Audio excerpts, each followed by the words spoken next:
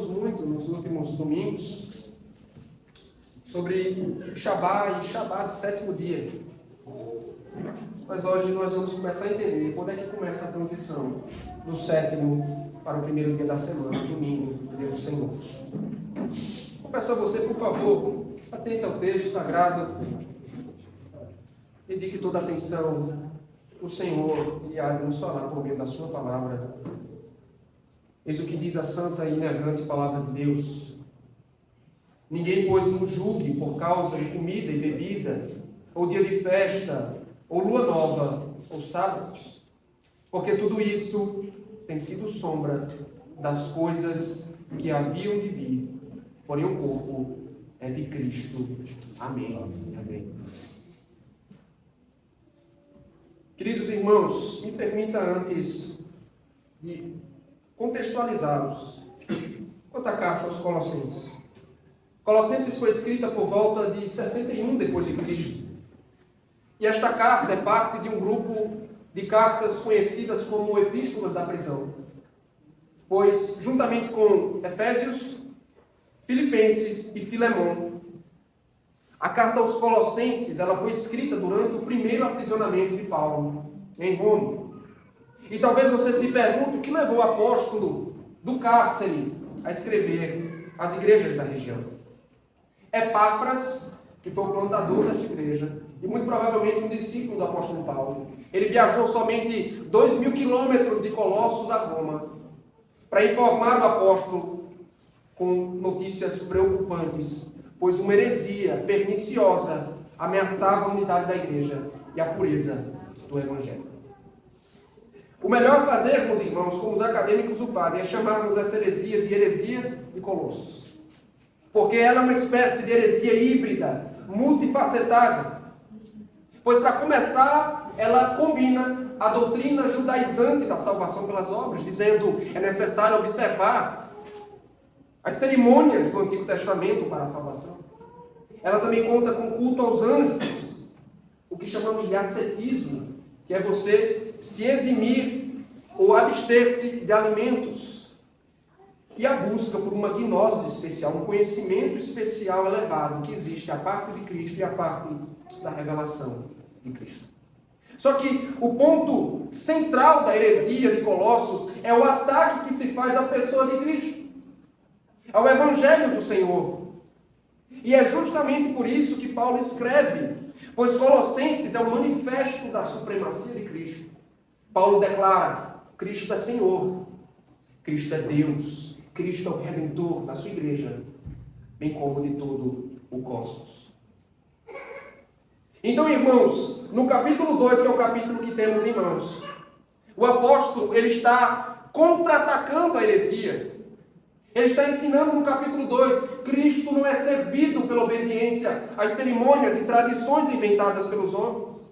Muito menos que o conhecimento de Cristo da salvação se dá por meio de uma gnose, de um conhecimento especial, mas sim por meio da revelação de Deus em Cristo. Então, quando chegamos aos versos 16 a 19, Paulo está atacando a tendência mística, supersticiosa, ligada às normas cerimoniais dos judeus e do culto aos anjos. Só que eu quero me concentrar, meus irmãos, com vocês especificamente nos versos 16 e 17. E lembrem, vamos recapitular, nós compreendemos desde o início da série que o Senhor instituiu o Shabá na criação como um dever moral e perpétuo. Quando chegamos ao Novo Testamento, Cristo não anula, Cristo resgata, Cristo o reafirma. E agora, por meio do apóstolo Paulo, por favor, preste atenção, nós vamos entender como a manifestação de Cristo põe um fim às sombras e às cerimônias do Antigo Testamento, principalmente a guarda do sétimo dia. E o tema do sermão de hoje, queridos, é Cristo é a substância por trás das cerimônias do Antigo Testamento. Cristo é a substância por trás das cerimônias do Antigo Testamento. Eu quero que você volte mais uma vez seus olhos comigo para o verso 16, quando o apóstolo Paulo nos exorta dizendo: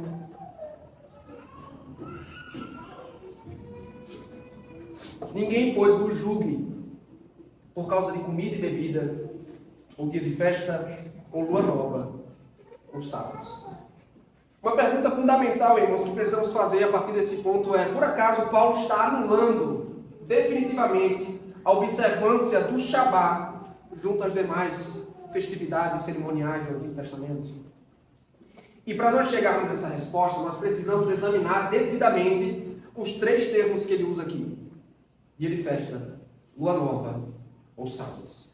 Frequentemente, queridos, esses termos eles são conjuntamente empregados no Antigo Testamento para descrever os dias cerimoniais que Israel estava obrigado a celebrar diante de Deus. Por exemplo, você não precisa abrir nenhum dos textos, eu quero só que você atente aos termos que são usados, ao vocabulário do Antigo Testamento. Em 2 Crônicas 23, 31 está dito o seguinte, ouça: e para cada oferecimento dos holocaustos do Senhor, nos sábados, nas festas da lua nova e nas festas fixas perante o Senhor. Neemias capítulo 10, verso 33, que é o contexto de renovação do pacto, o mesmo vocabulário é usado. E para o contínuo holocausto dos sábados, das festas da lua nova e para as festas fixas. Profecia de Ezequiel. Ele diz: estarão a cargo do príncipe os holocaustos e as ofertas de manjares, as libações, note, nas festas de lua nova, nos sábados e em todas as festas fixas da casa santa. E por ocasião da tradução do Antigo Testamento do hebraico para o grego na Septuaginta, os termos foram traduzidos e eles são empregados exatamente da mesma forma que no verso 16. O apóstolo Paulo usa o termo sábados. E o que ele quer dizer com isso, queridos? Ele está se referindo a todos os Shabás. O ano do jubileu, os anos do Shabá e o Shabá do sétimo dia, a guarda do sábado. A expressão dia de festa representa as três grandes festas que o Israel da antiga aliança estava obrigado a celebrar. A Páscoa, que estava associada à festa dos pães asmos, a festa dos tabernáculos e a festa de Pentecostes. Por fim, lua nova. Lua nova são todas as celebrações mensais que marcavam o início de cada mês no calendário lunar de Israel. Então, todas as vezes que iniciava-se um mês no calendário lunar, eles ofereciam culto ao Senhor com sacrifício e culto público. Então, com essas três expressões, Paulo está descrevendo, meus irmãos, os dias cerimoniais, o Shabá de sétimo dia do Antigo Testamento. E ele diz mais, ele está dizendo assim, preste atenção: o cristão na nova aliança não está mais obrigado a observar esses dias cerimoniais. E essa exortação ela faz todo sentido quando nós consideramos dois aspectos: a história da redenção e a luta que essa igreja enfrentava. Primeiro, essas palavras de Paulo, irmãos, elas são fundamentais quando nós consideramos que esse período da história da redenção, olhe para mim, ele nada mais é do que uma transição da antiga para a nova aliança.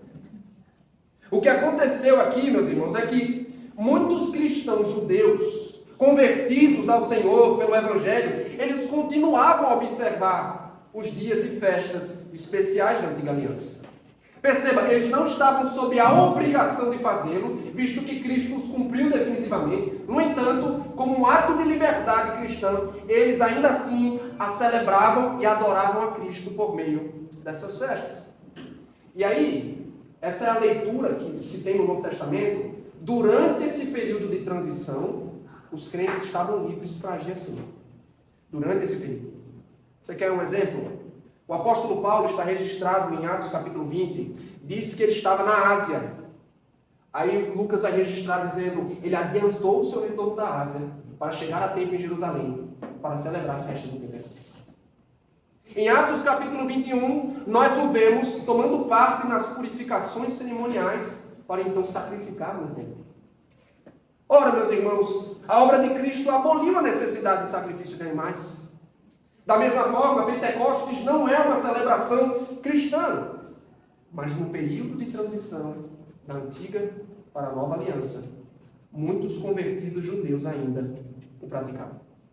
O problema, e aqui que entra a questão, é que alguns, movidos por zelo sem entendimento, o mesmo zelo sem entendimento que fazia os judaizantes pressionarem os gentios, dizendo: se vocês não se circuncidarem, vocês não serão justificados.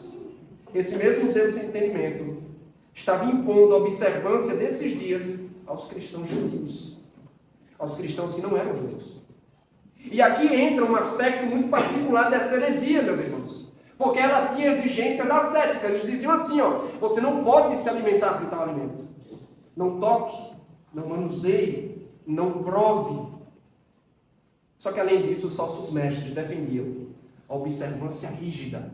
Você precisa celebrar esses dias para a salvação, ou como alguns dizem, para a plenitude, ou para a completa salvação. E em resposta a essa ameaça, uma ameaça da suficiência de Cristo, do Evangelho, Paulo está rejeitando, irmãos, qualquer observância obrigatória dos dias religiosos, das festas judaicas, afirmando que a igreja da nova aliança não pode exigir a observância dessas datas cerimoniais. Por quê? A resposta está no verso 17. Porque tudo isso tem sido sombra das coisas que haviam de vir, porém o corpo é de Cristo. Irmãos, preste atenção, por favor, os rituais do Antigo Testamento prenunciavam a Cristo e a sua obra. Sua pessoa e a sua obra estão implícitas em todas as observâncias cerimoniais. É com uma linguagem semelhante que o autor aos Hebreus diz que o tabernáculo, os sacrifícios ali realizados eram sombras que apontavam para Cristo, que é o verdadeiro templo final, que é o sacrifício definitivo de Deus. Da mesma forma, lembre desse termo, há um caráter tipológico. O caráter tipológico nas datas e festas cerimoniais do Antigo Testamento. O que eu quero dizer é que essas datas apontam para fora de si mesmas. Elas não bastam em si. Elas cumprem um papel muito específico na história da redenção. E aqui um detalhe, preste atenção. É um erro crasso, queridos, dizer, na administração do Velho Pacto, na Antiga Aliança, não tinha Evangelho. As pessoas costumam dizer que o Evangelho estava ausente. Mas o que os apóstolos nos ensinam abertamente nas Escrituras do Novo Testamento é: o Evangelho não estava ausente, o Evangelho foi apresentado em pequenas doses ao longo do tempo, por meio das promessas, dos sacrifícios, da circuncisão do Cordeiro Pascal, do Shabá, das demais cerimônias e ordenanças, irmãos. Imagine, é como se a sombra do Messias, olha para mim, a sombra do Messias, ela era projetada sobre todo Israel. Só que a plenitude dos tempos chegou. O sol raiou. A luz dissipou as sombras. O tipo deu lugar ao cumprimento. A substância, a essência, o conteúdo das promessas revelou-se. Cristo se manifestou. Desse modo, diz o apóstolo Paulo, as festas cerimoniais, os dias de Shabá, de sétimo dia, cumprem-se em Cristo Jesus. Cada uma das festas, das datas do calendário de Israel, eles acham a sua plenitude, o seu cumprimento na pessoa de Cristo. A festa dos tabernáculos, por exemplo, ela lembrava os israelitas de que de Deus vinha a salvação. Por meio da festa, Deus dizia: lembre-se, vocês são peregrinos e viajantes na terra. E aí vem o Evangelho de João dizendo que o Verbo tabernaculou entre nós. Que a salvação que era somente encenada, projetada na festa dos tabernáculos, está dizendo: esta salvação veio a vocês. No último dia da festa dos tabernáculos, irmãos, o que acontecia? Era parte da liturgia. O sacerdote pegava a água e ele derramava essa água junto ao altar. E aí, no último dia da festa, que era o dia mais importante, está registrado no Evangelho de João, ouça. João capítulo 7, ele diz: no último grande dia, o grande dia da festa, levantou-se Jesus e exclamou: se alguém... Notem, o sacerdote está derramando a água no altar. E ele se levanta e diz: se alguém tem sede, venha a mim e beba. Quem crê em mim, como diz a Escritura, do seu interior fluirão rios de água viva. A festa da Páscoa, meus irmãos, a festa dos pães asmos, ela prefigurava o Cordeiro Pascal, o Cordeiro de Deus. Ela era uma declaração, um prenúncio da ressurreição. Pentecostes, lembre de Atos capítulo 2, Pentecostes era um símbolo do derramar abundante do Espírito de Cristo sobre todos os povos da terra. Pentecostes é um sinal da salvação mundial dos gentios. A igreja do Senhor não será mais uma igreja étnica, será uma igreja de proporções mundiais, porque o Evangelho do Espírito chegará aos gentios. Irmãos, a festa de lua nova, o ciclo mensal da lua, lembrava ao povo: Deus é fiel. Eu posso confiar nas promessas pactuais de Deus. Só que não tem mais necessidade de lua nova, irmãos. Por quê? Porque Cristo se manifestou. E a palavra de Deus diz: em Cristo temos o sim e o amém de Deus quanto a todas as suas promessas. E na consumação de tudo, ouça isso, na consumação de tudo não haverá necessidade de sol, nem de lua, pois disse João no Apocalipse: pois Deus, a glória de Deus a ilumina. A Jerusalém lá do alto não precisará de sol nem de lua, porque a glória de Deus a ilumina, e o Cordeiro é a sua lâmpada. E por fim, mais importante para os nossos propósitos no texto, Cristo cumpriu o Shabat do sétimo dia, meus irmãos. Porque desde o pecado de Adão há uma expectativa. O Messias virá e trará descanso aos pecadores. E no Shabat do sétimo dia, eles aguardavam pela vida. Ele era uma sombra da manifestação do Redentor. E quando ele veio, morreu, repousou no túmulo, entrou no seu descanso no primeiro dia da semana. Ele cumpriu as cerimônias e as expectativas por trás do Shabat do sétimo dia. O argumento de Paulo é a manifestação de Cristo, que é a substância, a chegada da nova aliança. Desobriga o cristão a observar as festas e datas cerimoniais do Antigo Testamento.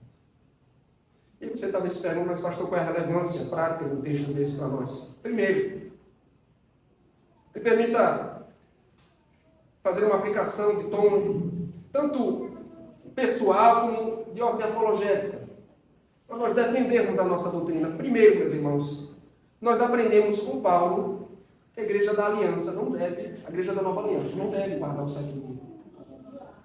Você tem grupos como adventistas do sétimo dia. E pasmem, existem até batistas do sétimo dia, que defendem que uma vez que o quarto mandamento é uma obrigação moral e perpétua, a igreja tem que continuar guardando o sábado.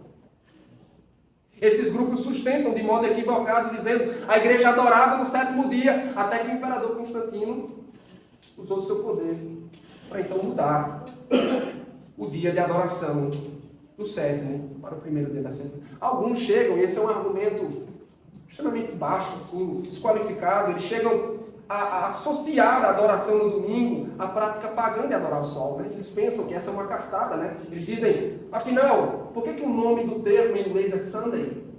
Dia do sol? E eles dizem: é porque esse dia ele está ligado à prática pagã de adorar o sol. E a igreja então incrementou ou pegou isso para si. Só que me permita, isso é importante vocês terem noção disso, meus irmãos. O nosso termo domingo, ele vem do latim dies dominicus, dia do Senhor. Dia do Senhor. E o argumento sabatista cai por terra fazendo uso das Escrituras, porque não há uma única evidência nas Escrituras de que a igreja primitiva adorou no sétimo dia. Nem mesmo a igreja dos gentios. Mas quando lemos a Escritura seriamente, quantas referências, são abundantes as referências à adoração no primeiro dia da semana. Além do mais, preste atenção, não se pode ignorar a proibição dada pelo apóstolo Paulo aqui, irmãos. Para os adventistas, no entanto, a proibição apostólica não significa nada. Preste atenção, segundo o escritor adventista, abre aspas, mesmo que fosse encontrado apoio apostólico para o domingo, mesmo assim o cristão bíblico não poderia aceitar. Nem mesmo um apóstolo poderia mudar a lei de Deus. Então veja como essa declaração parte de muitas premissas equivocadas, mas vamos citar duas delas. A primeira premissa: os apóstolos não eram inspirados. Pois se os apóstolos se opõem, ou supostamente se opõem à lei, eles não são inspirados. E segundo, Essa abordagem, ela só é possível porque os adventistas põem seu compromisso com as profecias da falsa profetisa Ellen White acima da autoridade das Escrituras. Na visão deles, Ellen White tem autoridade divina e preeminência sobre o próprio ensino apostólico. O que precisa ficar claro, meus irmãos, é que a guarda do sétimo dia foi revogada, e eu quero que vocês entendam esse ponto. Insistir em observar o sábado, como fazem judeus, adventistas, protestantes, sabatistas, entendam. Insistir em guardar o sábado é permanecer nas sombras. É insistir nas trevas da ignorância, mesmo tendo Cristo a substância, a luz brilhado para a nossa salvação. Insistir em observar o sétimo dia, meus irmãos, é ignorar o Evangelho, é ignorar a revelação do Evangelho, é desprezar a Cristo. Para quem as sombras e as cerimônias do Antigo Testamento apontam? Tendo brilhado a luz, eu insisto em permanecer nas sombras, eu desprezo a Cristo e o seu Evangelho. Por isso, guardar o sábado é um erro,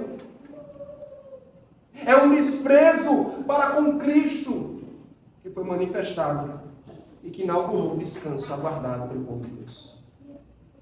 Segundo lugar, é muito importante, queridos, reforçar que o padrão do dia 7 continua. Um dia em 7. Ponto importante, os crentes não estão mais obrigados a observar os dias cerimoniais do Antigo Testamento. Não observamos o sábado.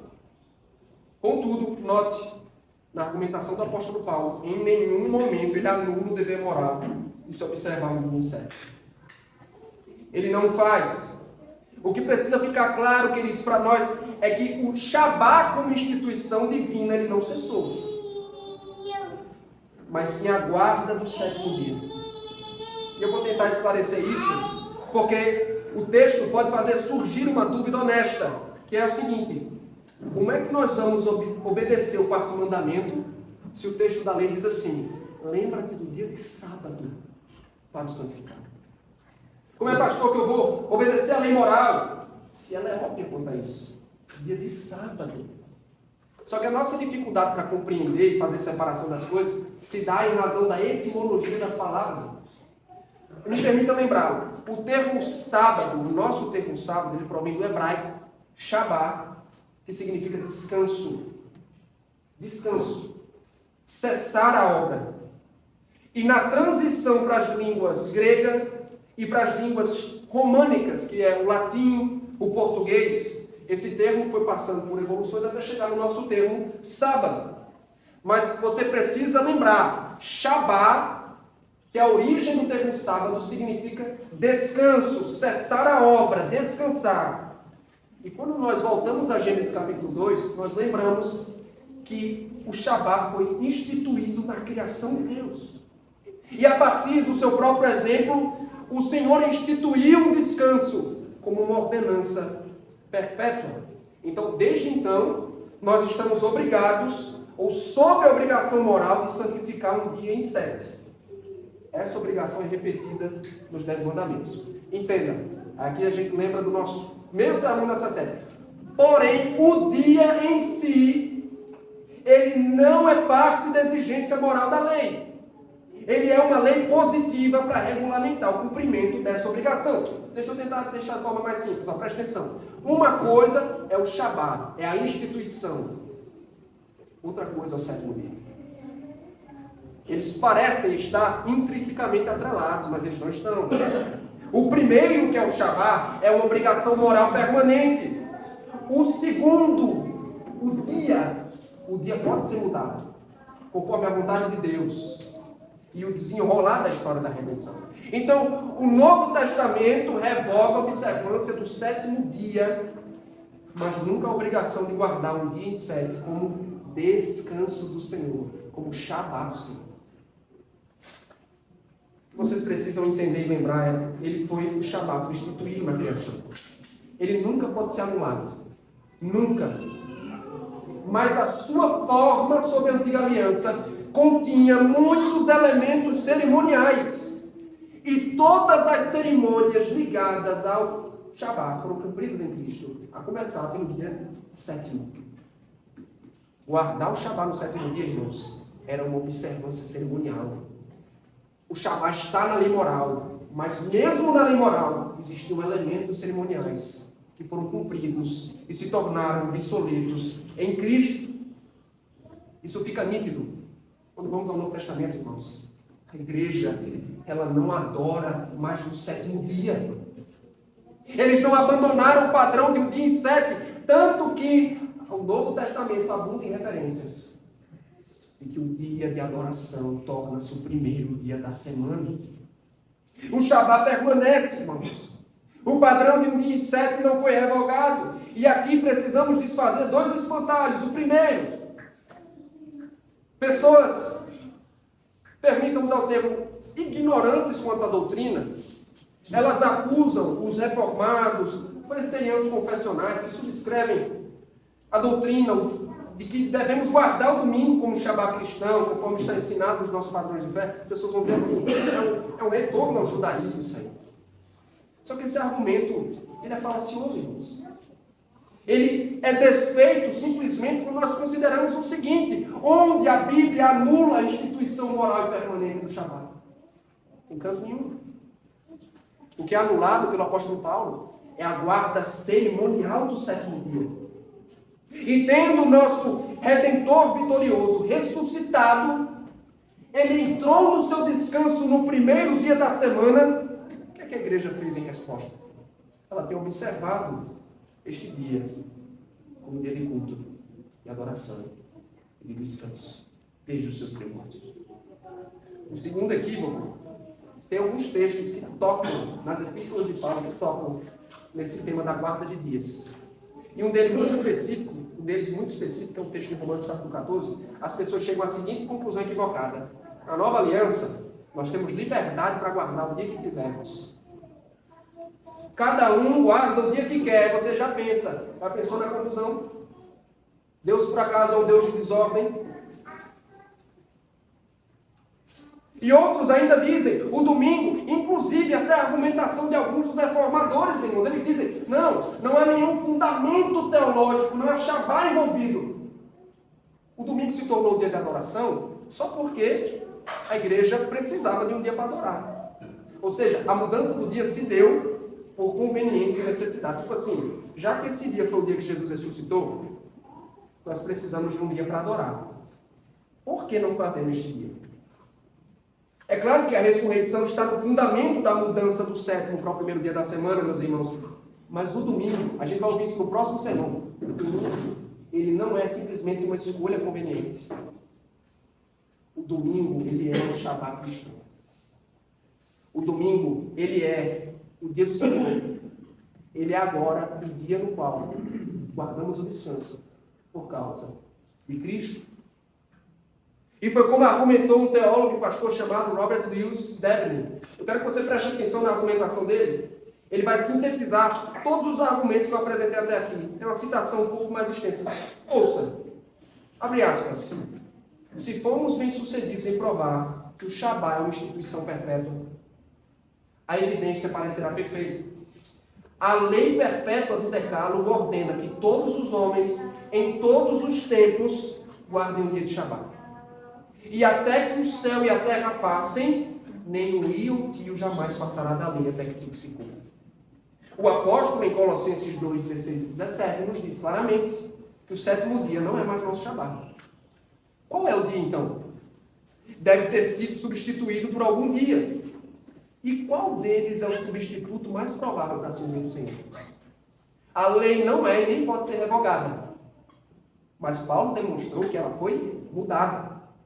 Para qual dia mudou o Shabá, se não para o primeiro, visto que nenhum outro dia da semana pode reivindicar tal direito?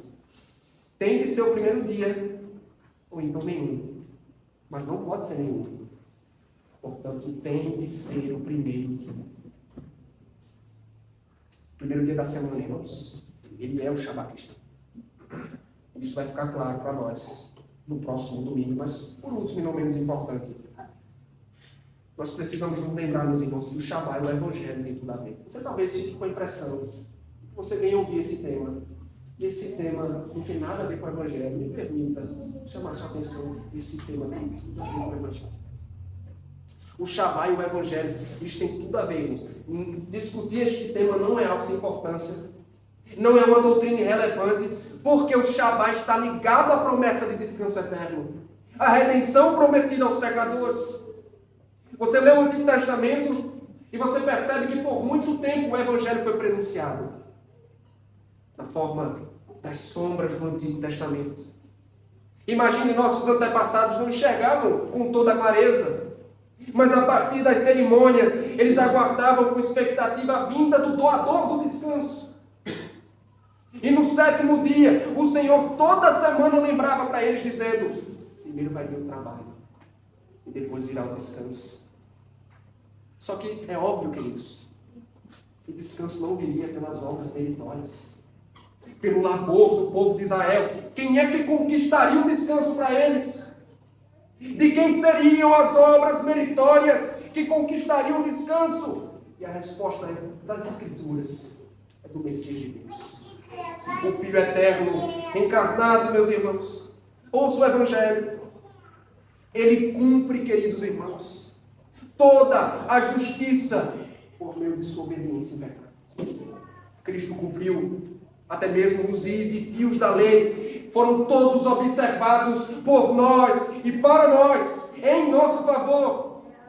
Só que além da sua obediência ativa, ele passivamente, voluntariamente, se coloca como alvo, ouça, olhe para mim, da implacável luz, da justíssima, esmagadora ira de Deus contra os pecados daquele que o Pai o deu. Ele obedece e padece. Cristo cumpre e sofre. E é daí que tem o descanso do povo de Deus. Ouça, é daqui, meus irmãos. É do labor e do sofrimento do Salvador. O Salvador tem que trabalhar, obedecer e sofrer para que eu e vocês tenhamos descanso. Porque Ele carrega as nossas cargas. Ele leva o nosso peso, traz descanso à nossa alma. É por isso, querido irmão, você não pode permanecer preso às sombras. Porque o mistério antes oculto agora foi revelado. A luz do mundo brilhou. A riqueza, ou o evangelho das insondáveis riquezas de Cristo anunciam: o Redentor chegou, sua obra foi consumada. Ele entrou no seu descanso como Deus o fez na criação. Guardar o 7º dia é permanecer preso nas sombras. É ignorar a manifestação da luz. Aí ouça só. Quando nós o fazemos no primeiro dia da semana, nós estamos declarando o cumprimento, a substância, o conteúdo, a realidade por trás dos rituais, enfim, chegou. A salvação que Deus prometera se manifestou. Cristo se manifestou.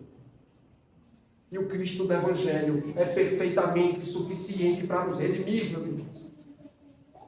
O Evangelho da graça, o Evangelho das Escrituras diz: ele dispensa qualquer contribuição do homem para a sua própria salvação. Não há absolutamente nada a acrescentar aos méritos ricos e incomparáveis de Cristo. Cristo é suficiente para redimir, para reconciliá-lo com Deus. Ele pode trazer descanso a pecadores como nós. Basta que cheguemos a Ele com fé. Ele terá prazer em repartir conosco as riquezas da sua herança. Meus irmãos, o dia do Senhor não é só um dia. Eu vou na igreja nesse dia. Eu tenho uma obrigação com a igreja local nesse dia. Irmãos, o dia do Senhor é um exercício de fé. É um lembrete da graça. É o Evangelho sendo anunciado através do tempo, da semana. Quando guardavam o 7º dia, preste atenção. Os israelitas, eles estavam anunciando com fé, dizendo assim, ó: a salvação vai vir. Nós, quando guardamos o primeiro dia da semana, nós estamos declarando: a salvação já veio. Ele me dará a entrada no descanso eterno dos santos. A salvação veio, irmãos. Permanecer nas sombras do 7º dia é ignorar a manifestação do Evangelho. O domingo é mais do que um evento, meu irmão. Ele não é resumido ao que fazemos, embora o que fazemos é muito importante. Ele é um anúncio da nossa fé. Ele é um manifesto do Evangelho. Estamos dizendo: a substância se manifestou. A Salvação veio até nós. E é na confiança, é na alegria do Evangelho que nós celebramos o Salvador. O domingo é o dia da celebração do Evangelho. E um dia em que é celebrada, o que nutrimos expectativa para entrar com Cristo no seu descanso. Não há como separar, meus irmãos, o dia do Senhor do Evangelho. Porque o Evangelho está no DNA, na identidade deste povo. Guardar o dia do Senhor no primeiro dia da semana. Celebrá-lo em adoração no domingo. O dia do Senhor é dizer a salvação. A salvação.